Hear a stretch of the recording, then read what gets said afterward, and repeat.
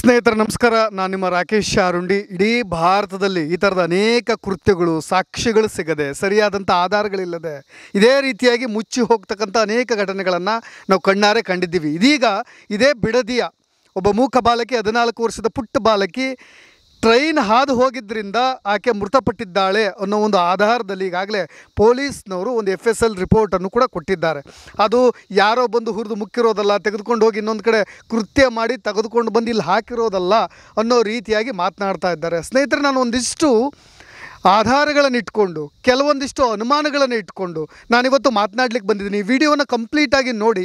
ಖಂಡಿತವಾಗಿಯೂ ಒಬ್ಬ ಅಲೆಮಾರಿ ಹಕ್ಕಿ ಪಿಕ್ಕಿ ಕುಟುಂಬದ ಬಡ ಹೆಣ್ಣು ಮಗಳಿಗಾದಂಥ ಅನ್ಯಾಯದ ವಿರುದ್ಧವಾಗಿ ನಿಮಗೂ ಕೂಡ ಆಕ್ರೋಶದ ಕಟ್ಟೆ ಹೊಡೆಯಬಲ್ಲದು.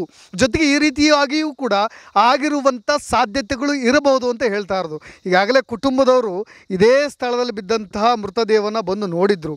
ಅವರಿಗೂ ಕೂಡ ಒಂದಿಷ್ಟು ಅನುಮಾನಗಳು ಕಾಡಿದ್ವು. ಯಾಕೆ ನಾನು ಹೇಳ್ತಾ ಇದ್ದೀನಿ ಅಂದರೆ, ಇಲ್ಲಿ ಅವರು ಎಳ್ಕೊಂಡು ಬಂದಂತಹ ಜಾಗದ ಒಂದು ಮಾರ್ಕ್ ಆಗಿರ್ಬೋದು, ತೆಗೆದುಕೊಂಡು ಬಂದು ಇಲ್ಲೇ ಹಾಕಿದ್ದಾರೆ ಅನ್ನೋ ಒಂದಿಷ್ಟು ಕಾರಣಗಳಾಗಿರ್ಬೋದು. ಜೊತೆಗೆ ಆ ಹುಡುಗಿ ಇಲ್ಲಿ ಸಿಕ್ಕ ನಂತರ ಅದೇ ಕುಟುಂಬದವರು ಇಲ್ಲಿ ಬಂದು ಆ ಬಾಡಿಯನ್ನು ನೋಡಿ ಶಾಕ್ಗೆ ಒಳಗಾದ ನಂತರ, ಒಂದು ಇದು ರೈಲ್ವೆ ಟ್ರ್ಯಾಕ್ ಪಕ್ಕದಲ್ಲಿ ಆಗಿರೋದ್ರಿಂದ ರೈಲ್ವೆ ಇಲಾಖೆಯೂ ಕೂಡ, ರೈಲ್ವೆ ಪೊಲೀಸ್ ಕೂಡ ಇಲ್ಲಿಗೆ ಬಂದಿರ್ತಾರೆ. ಅದಾದಮೇಲೆ ಪೊಲೀಸ್ ಡಿಪಾರ್ಟ್ಮೆಂಟ್ ಕೂಡ ಇಲ್ಲಿಗೆ ಬಂದಿರುತ್ತೆ. ರೈಲ್ವೆ ಪೊಲೀಸ್ನವರು ಆ ಬಾಡಿಯನ್ನು, ಮೃತದೇಹವನ್ನು ನೋಡಿದ ನಂತರ ಅವ್ರಿಗೆ ಒಂದು ಅನುಮಾನ ಅಂತೂ ಖಂಡಿತವಾಗೂ ಕಾಡುತ್ತೆ. ಯಾಕೆಂದರೆ 14 ವರ್ಷದ ಪುಟ್ಟ ಬಾಲಕಿ, ಒಂದು ಟ್ರೈನ್, ಅದು ಕೂಡ ಪರ್ ಅವರ್ಗೆ 120 ಕಿಲೋಮೀಟರ್ ಸ್ಪೀಡ್ನಲ್ಲಿ ಬರ್ತಾ ಇರ್ತಕ್ಕಂಥ ಟ್ರೈನ್ಗೆ ಏನಾದರೂ 14 ವರ್ಷದ ಆ ಪುಟ್ಟ ಕನ್ನಮ್ಮ ಸಿಕ್ಕಿಬಿಟ್ರೆ ಆ ಮೃತದೇಹ ಎಲ್ಲಿಗೆ ಹೋಗಿ ಬೀಳುತ್ತೋ ಗೊತ್ತಿಲ್ಲ. ಇನ್ನು ಆ ಬಾಡಿಯು ಕೂಡ ಎಷ್ಟು ನುಜ್ಜುಗುಜ್ಜಾಗುತ್ತೋ ಗೊತ್ತಿಲ್ಲ. ಸದ್ಯ ಈಗ FSL ರಿಪೋರ್ಟ್ ಬಂದಿರೋದು ಕಾಸ್ ಆಫ್ ಡೆತ್ ಹೇಳ್ತಾ ಇದ್ದೀನಿ ನಾನು, ಏನಾಗಿರ್ಬೋದು ಅಂತ ಕೊಟ್ಟಿರೋ ರಿಪೋರ್ಟ್ನಲ್ಲಿ ಇಲ್ಲಿ ಒಂದು ಮಾರ್ಕ್ ಬಿದ್ದಿದ್ದಿಲ್ಲ, ಅದು ಟ್ರೈನಿಂದನೇ ಹೆಡ್ ಇಂಜುರಿ ಆಗಿಯೇ ಆ ಬಾಲಕಿ ಸತ್ತಿರ್ಬೋದು ಅನ್ನೋ ಒಂದು ಕಾರಣವನ್ನು ಕೊಟ್ಟಿದ್ದಾರೆ. ಅದು ಕಾಸ್ ಆಫ್ ಡೆತ್ ನಾನು ಹೇಳ್ತಾ ಇರೋದು. ಆದರೆ ನಾನು ಹೇಳ್ತಾ ಇರೋದು ಇನ್ನೊಂದು ಆ್ಯಂಗಲ್ನಲ್ಲೂ ಕೂಡ ನೀವು ಗಮನಿಸಬೇಕು ಸ್ನೇಹಿತರೆ. ಆ ಒಂದು 14 ವರ್ಷದ ಬಾಲಕಿ ಅಷ್ಟು ಸ್ಪೀಡ್ನಲ್ಲಿ ಬರ್ತಾ ಇರ್ತಕ್ಕಂಥ ಟ್ರೈನ್ಗೆ ಸಿಕ್ಕಿಬಿಟ್ರೆ ಏನಾಗಬಹುದು ಅಂತ. ಆ ಬಾಡಿ ಆ ರೀತಿಯಾಗಿ ಯಾವುದೋ ಒಂದು ರಾಡ್ನಿಂದ ಹೊಡೆದಿರೋ ರೀತಿಯಾಗಿದೆ. ಆದರೆ ಇಷ್ಟು ಆ 14 ವರ್ಷದ ಬಾಲಕಿಗೆ ಇಷ್ಟೇ ಮಟ್ಟಿಗಿನ ಒಂದಿಷ್ಟು ಅಪಘಾತಗಳು, ಆಘಾತಗಳು, ಜೊತೆಗೆ ಆ ಮಾರ್ಕ್ಗಳು ಸಂಭವಿಸುತ್ತೆ ಅಂದರೆ ಯಾರು ತಾನೇ ನಂಬ್ತಾರೆ. ಜೊತೆಗೆ ಇನ್ನೊಂದು ಮೇಯ್ನಾಗಿ ನಾನು ಹೇಳಲೇಬೇಕು ಸ್ನೇಹಿತರೆ. ನೋಡಿ, ಈ ಟ್ರ್ಯಾಕ್ ಇದೆಯಲ್ಲ, ಈ ರೈಲ್ವೆ ಟ್ರ್ಯಾಕ್, ನಿಮಗೆ ಇದು ಭದ್ರಾಪುರ ಅವ್ರ ಮನೆಯ ಸಮೀಪ, ಇದರಿಂದ ಒಂದು 300 ಮೀಟರ್ ದೂರದಲ್ಲಿ, ಈ ಕಡೆ ನಾನು ಪ್ಯಾನ್ ಮಾಡಿ ತೋರಿಸ್ತಾ ಇದ್ದೀನಿ ಸ್ನೇಹಿತರೆ, ಅಲ್ಲಿನ ಒಂದು CCTV ದೃಶ್ಯಗಳನ್ನು ಈಗಾಗಲೇ ಪೊಲೀಸ್ನವರ ತನಿಖಾ ತಂಡ ಈಗಾಗಲೇ ಸೋಷಿಯಲ್ ಮೀಡಿಯಾದಲ್ಲಿ ಅವರೇ ವೈರಲ್ ಮಾಡಿದ್ದಾರೆ. ಜೊತೆಗೆ ಆ ದೃಶ್ಯಗಳನ್ನು ನೀವು ಗಮನಿಸಿದ್ರೆ ಅಲ್ಲಿ ನಿಮಗೆ ಅಲ್ಲೊಂದು ಟೈಮಿಂಗ್ಸ್ ಬರುತ್ತೆ, 18:07 ಅಂದರೆ 18:07 ಅಂದರೆ ನಮ್ಮ ಭಾರತೀಯ ಕಾಲಮಾನ. ಜೊತೆಗೆ ನಾನು ನಿಮಗೆ ಹೇಳೋದಾದರೆ ಅದನ್ನು 6 ಗಂಟೆ 7 ನಿಮಿಷ 40 ಸೆಕೆಂಡ್ನಿಂದ ಆ ವಿಡಿಯೋ ರನ್ ಆಗುತ್ತೆ, ಅವ್ರು ಕೊಟ್ಟಿರ್ತಕ್ಕಂಥ ವಿಡಿಯೋ.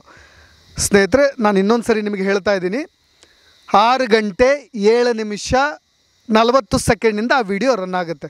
ನೀವು ನೋಡಿ, 50 ಸೆಕೆಂಡಿಗೆ ಅದೇ ಬಾಲಕಿ ಒಂದು ಯಾವುದೋ ಕಪ್ಪು ಮಾರ್ಕ್ನಲ್ಲಿ ರೈಲ್ವೆ ಟ್ರ್ಯಾಕ್ನ ಪಾಸ್ ಆಗೋ ರೀತಿಯಾಗಿ ಆ ದೃಶ್ಯದಲ್ಲಿ ನಿಮಗೆ ಕಾಣಸಿಗುತ್ತೆ. ಅದು ಅಲ್ಲಿಂದ ತೆಗೆದಿರ್ತಕ್ಕಂಥ ದೃಶ್ಯದ ಸೆರೆ.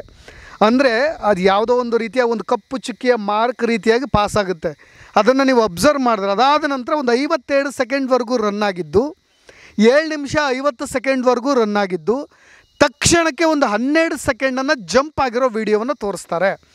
ಯಾಕೆ ಅನುಮಾನ? ಹುಡುಗಿ ಬಂದು ಅಥವಾ ಪಾಸಾಗಿ ಅಥವಾ ಈ ಕಡೆ ಎಲ್ಲೋ ಕೂತಿರ್ಬೋದಲ್ವ, ಅಥವಾ ಅದಾದ ಮೇಲೆ ಜಲ್ಲಿಕಲ್ಲಿನ ಮೇಲೆ ಯಾರೋ ಕೂತಿರ್ತಕ್ಕಂಥ ಒಂದು ದೃಶ್ಯಗಳು ಕೂಡ ಅದರಲ್ಲಿ ಸ್ಪಷ್ಟವಾಗಿ ಗೋಚರವಾಗುತ್ತೆ. ಇವೆಲ್ಲವನ್ನು ನೋಡಿದಾಗ ಒಂದು ಕಡೆ ಅನುಮಾನ ದಟ್ಟವಾಗ್ತಾ ಇರೋದು. ಇನ್ನೊಂದು, ಅವ್ರ ಪೇರೆಂಟ್ಸ್ ಹೇಳೋ ರೀತಿಯಾಗಿ, ನನ್ನ ಮಗಳು ಬರೀ ಟ್ರೈನ್ ಹೋಗ್ತಾ ಇದ್ರೆ ಅದನ್ನು ಸೆನ್ಸ್ ಮಾಡೇ ಹೇಳ್ಬಿಡ್ತಾಳೆ, ಗೊತ್ತಾಗೋದಿಲ್ಲ ಅವಳಿಗೆ ಆ ಟ್ರೈನ್ ಅಂದರೆ ಅಷ್ಟು ಭಯ ಅವಳಿಗೆ, ಅವಳು ಯಾಕೆ ಏಕಾಏಕಿಯಾಗಿ ಇಲ್ಲಿ ಓಡಾಡ್ತಾಳೆ ಅನ್ನೋ ಒಂದಿಷ್ಟು ಅನುಮಾನಗಳು. ನೋಡಿ ಸ್ನೇಹಿತರೆ, ಪೊಲೀಸ್ನವರು ಈ ಕೇಸ್ನ ಹಾದಿ ತಪ್ಪಿಸುವ ಕೆಲಸ ಮಾಡ್ತಾ ಇದ್ದಾರೆ ಅಂತ ನಾನು ಹೇಳ್ತಾ ಇಲ್ಲ.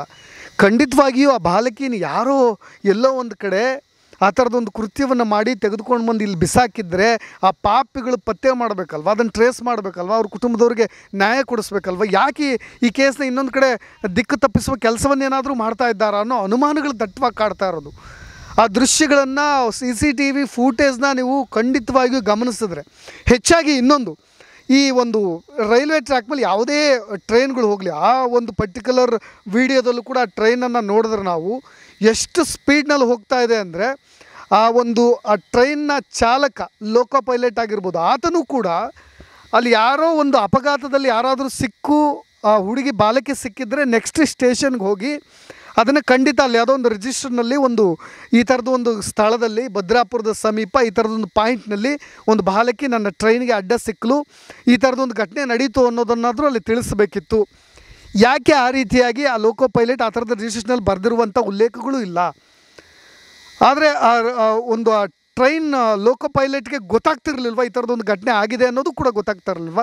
ಇದ್ಯಾವುದನ್ನು ಕೂಡ ಯಾಕೆ ಮೆನ್ಷನ್ ಮಾಡಿಲ್ಲ?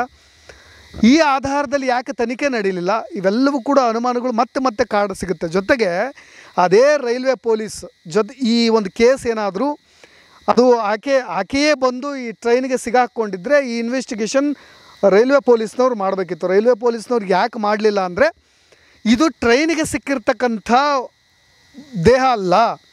ಆ ಒಂದು ಮೃತದೇಹವನ್ನು ನೋಡಿದಾಗ ಇದು ಖಂಡಿತವಾಗಿಯೂ ಟ್ರೈನಿಗೆ ಸಿಕ್ಕಿರೋದಲ್ಲ. ಕೈ ಈ ಕಡೆ ಮುರಿದಿದೆ, ಹಿಂದೆ ತಲೆಗೆ ಬಲವಾದಂಥ ಪೆಟ್ಟು ಬಿದ್ದಿದೆ. ಅವೆಲ್ಲವನ್ನು ನೋಡಿದಾಗ ಆ ಪುಟ್ಟ ಬಾಲಕಿ ಟ್ರೈನಿಗೆ ಸಿಕ್ಕಿಬಿಟ್ಟರೆ ಇನ್ನೇನೋ ಬೇರೆ ಕಥೆ ಆಗಿಬಿಡ್ತಿತ್ತು ಅಂತ. ಆ ಸೆಳೆತ ಇದೆಯಲ್ಲ, ನೀವು ಏನಾದರೂ ಟ್ರೈನ್ ಹೋಗ್ತಾ ಇರಬೇಕಾದ್ರೆ ನಾರ್ಮಲ್ ಸ್ಪೀಡಲ್ಲೇ ಆ ಟ್ರೈನಿಂದ ಜಂಪ್ ಮಾಡಿದ್ರೆ ನಮ್ಮ ಬಾಡಿ ಹಾಗೆ ಮುಂದಕ್ಕೆ ಹೋಗ್ಬಿಡುತ್ತೆ. ಅಷ್ಟು ಸ್ಪೀಡಲ್ಲಿ ಬರ್ತಾ ಇರ್ತಕ್ಕಂಥ ಟ್ರೈನ್. ಆ ಬಾಲಕಿ ಏನಾದರೂ ಟ್ರೈನಿಗೆ ಏನಾದರೂ ಸಿಕ್ಕಿಬಿಟ್ರೆ ಆಕೆಯ ಮುಖವೇ ವಿಕಾರವಾಗಿ ಹೋಗ್ತಾಯಿತ್ತು. ದೇಹದ ಅಂಗಾಂಗಗಳು ಎಲ್ಲೋ ಚೆಲ್ಲಾಪಿಲಿ ಆಗಿರ್ತಾಯಿತ್ತು. ಜೊತೆಗೆ ಈ ಜಾಗದಲ್ಲಿ ಅವರು CCTV ದೃಶ್ಯಗಳು ತೋರಿಸ್ತಾ ಇರೋದಲ್ವ, ಅದು ನಾರ್ಮಲಿ ತೆಗೆದುಕೊಂಡು ಅಲ್ಲೇ ಪಕ್ಕದಲ್ಲಿ ಹಾಕಿರೋ ರೀತಿಯಾಗಿದೆ. ಇನ್ಯಾರಾದರೂ ಬಂದು ಆ ಘಟನೆ ನಡೆದ ನಂತರ, ದುರ್ಘಟನೆ ನಡೆದ ನಂತರ ತಗೊಳ್ಕೊಂಡಲ್ಲ ಹಾಕ್ತಾರೆ, ಅದು ಎಲ್ಲೋ ಹೋಗಿ ಬಿದ್ದಿರಬೇಕಿತ್ತು, ಇದಕ್ಕಿಂತ ದೂರದಲ್ಲಿ ಹೋಗಿ ಬಿದ್ದಿರಬೇಕಿತ್ತು, ಅಥವಾ ಆ ಕಡೆ ಹೋಗಿ ಬಿದ್ದಿರಬೇಕಿತ್ತು. ಸ್ನೇಹಿತರೆ, ಇವೆಲ್ಲವನ್ನು ನೋಡಿದಾಗ ಈ ರೈಲ್ವೆ ಪೊಲೀಸ್ನವರು ಅವ್ರ ಕುಟುಂಬದವ್ರನ್ನ ಈ ಘಟನೆ ನಡೆದ ನಂತರ, ಮೃತದೇಹ ಸಿಕ್ಕ ನಂತರ ಬಂದು ಡಿಸ್ಕಷನ್ ಮಾಡ್ತಾರೆ. ಆ ಡಿಸ್ಕಷನ್ ಮಾಡಬೇಕಾದ್ರೂ ಕೂಡ ಅದೇ ಮನೆ ಕುಟುಂಬದ ತಾಯಿ, ಅವರ ತಾಯಿ ಶೀಲಾ ಅನ್ನೋರು, ಆ ಖುಷಿ ಅವರ ತಾಯಿ ಅದನ್ನು ಆ ಚರ್ಚೆನ ಗಮನಿಸ್ತಾರೆ. ಇಲ್ಲ, ಖಂಡಿತವಾಗಿಯೂ ಇದು ಟ್ರೈನಿಗೆ ಸಿಕ್ಕಿರೋದಲ್ಲ, ಇದು ಯಾರೋ ನಡೆಸಿರ್ತಕ್ಕಂಥ ಕೃತ್ಯ, ತೆಗೆದುಕೊಂಡು ಬಂದು ಇಲ್ಲಿ ಹಾಕಿದ್ದಾರೆ ಅಂತ. ಇದೆಲ್ಲದರ ಜೊತೆಗೆ ಇನ್ನಷ್ಟು ಕಾಡ್ತಕ್ಕಂಥದ್ದು ವೆಜಿನಲ್ ಸ್ವ್ಯಾಬ್. ಅವರ ಒಂದು ಆ ಮರ್ಮಾಂಗಕ್ಕೆ ಆ ಥರದೊಂದು ಕೃತ್ಯವನ್ನು ಬಾಲಕಿಗೆ ಏನಾದರೂ ಮಾಡಿದರೆ ಆ ಥರದ್ದು ಒಂದು ಸಿಗ್ತಾಯಿತ್ತು. FSL ರಿಪೋರ್ಟ್ನಲ್ಲಿ ಅದು ಯಾವುದು ಕೂಡ ಪತ್ತೆಯಾಗಿಲ್ಲ ಅಂತ. ಕೃತ್ಯ ಮಾಡಿರೋರು ಇನ್ನೊಂದಿಷ್ಟು ಚಾನ್ಸಸ್ ಅವರು ಆ ಥರದ ಏನೋ ಬೇರೆದನ್ನು ಕೂಡ ಬಳಸಿ ತನ್ನ ಮರ್ಮಾಂಗಕ್ಕೆ ಆಕೆಯ ಮೇಲೆ ಬಲಾತ್ಕಾರ ಮಾಡಿರುವ ಚಾನ್ಸಸ್ ಕೂಡ ಇದೆ. ಆ ಸಾಧ್ಯತೆಗಳಿದ್ದಾಗ ಆ ಥರದ್ದು ಯಾವುದು ಕೂಡ ಪ್ರೂಫ್ ಸಿಗೋದಿಲ್ಲ. ಸ್ನೇಹಿತರೆ, ಇವೆಲ್ಲವೂ ಕೂಡ ಎಷ್ಟು ಅನುಮಾನಗಳಿದ್ದಾವೆ ಅಂದರೆ, ನಾನಿಲ್ಲಿ ಪೊಲೀಸ್ನವ್ರ ತಪ್ಪು ಅಂತ ಹೇಳ್ತಾ ಇಲ್ಲ. ನಾನಿಲ್ಲಿ ಈ ಥರದ ಸಾಧ್ಯತೆಗಳ ಮೇಲೆ ತನಿಖೆ ಮಾಡಬಹುದಿತ್ತಲ್ವಾ ಅಂತ ಹೇಳ್ತಾ ಇರೋದು ನಾನು. ಕುಟುಂಬದವ್ರ ಆರೋಪ ಕೂಡ ಅದೇ, ನನ್ನ ಮಗಳು ಅಲ್ಲವೇ ಅಲ್ಲ ಅಂತ ಅವರು ಸುತಾರಾಮ್ ಹೇಳ್ತಿದ್ದಾರೆ. ಹೆಚ್ಚಾಗಿ ಅವ್ರ ಕುಟುಂಬದವ್ರಿಗೆ ಈ ಟ್ರೈನ್ ಮೇಲೆ ಅಥವಾ ಈ CCTV ಫೂಟೇಜ್ನ ಕರೆದು ಖುದ್ದಾಗಿ ಕ್ಲೀನಾಗಿ ಹೇಳ್ಬೋದಿತ್ತಲ್ವ. ಜೊತೆಗೆ 52 ಸೆಕೆಂಡ್, 8 ನಿಮಿಷ 7 ನಿಮಿಷ 50 ಸೆಕೆಂಡಿಂದ 12 ಸೆಕೆಂಡ್ ಜಂಪ್ ಮಾಡ್ತಾರಲ್ವ, ಅದಾದಮೇಲೆ 8 ನಿಮಿಷ 12 ಸೆಕೆಂಡಿಂದ ರನ್ ಆಗುತ್ತೆ ವೀಡಿಯೋ. ಅದಾದಮೇಲೆ ಕಂಟಿನ್ಯೂ ವೀಡಿಯೋವನ್ನು ಯಾಕೆ ಬಿಟ್ಟಿಲ್ಲ ಅವರು?